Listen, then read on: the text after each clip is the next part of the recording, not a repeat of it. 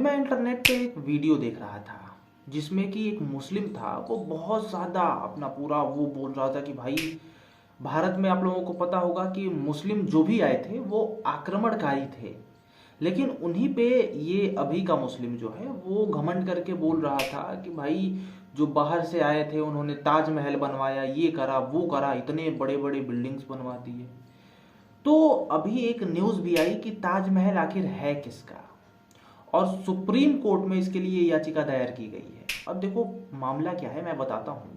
क्या एक्चुअली में ताजमहल जो बनवाया गया था वो शाहजहां ने ही बनवाया था, या फिर कुछ और भी था, या फिर कुछ और भी रहस्य है?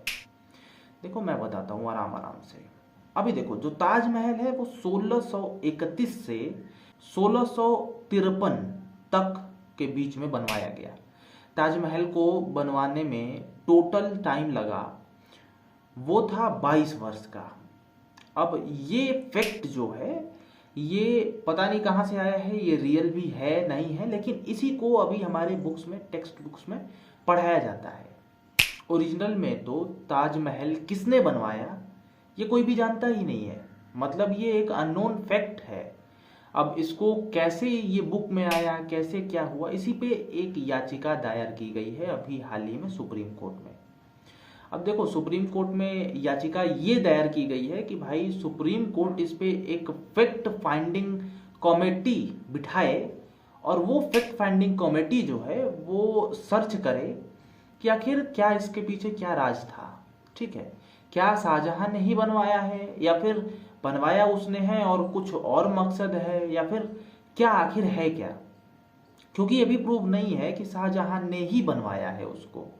ठीक है, ये हमारे बस बुक्स में लिखा हुआ है। आप लोगों को पता होगा बहुत सारी पुराने मेथड वाली बुक्स हैं जिनको चेंज करना चाहिए, क्योंकि जो भी अगर हिंदू जो भी राजा वगैरह थे जो कि अच्छा काम किया उन्होंने, उनका नहीं है, बाकी अकबर, बाबर और हुमायूं इन्हीं सब का है। औरंगजेब, जिन लोगों ने लूटा उन्हीं की हिस्ट्री हम लोग पढ़ रहे हैं, और बाकी जिन्होंने अच्छा करा उनकी हिस्ट्री हमारे पास नहीं है।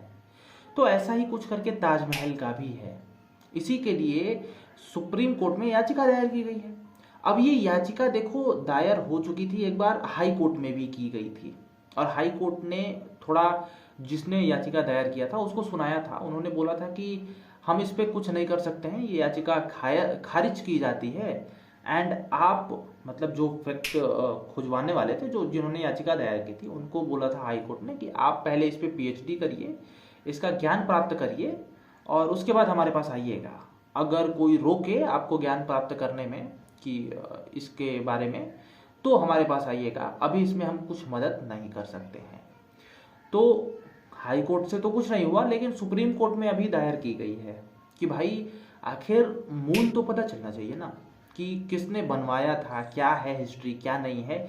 इसी के लिए एक फैक्ट फाइंडिंग कमेटी बिठाने के लिए और सर्च करने के लिए। लेट्स सी कि क्या होता है क्या नहीं होता है। लेकिन ये बहुत इंपॉर्टेंट है कि 7 वंडर ऑफ द वर्ल्ड है, ताजमहल उनमें से एक आता है, और उसके इतिहास के बारे में ही क्लियरिटी नहीं है। बस शाहजहां एंड मुमताज एंड कब्र, यही फेमस है, बट इसके बारे में कोई ऑथेंटिक प्रमाण कह सकते हो जिसके लिए, वो कुछ नहीं है।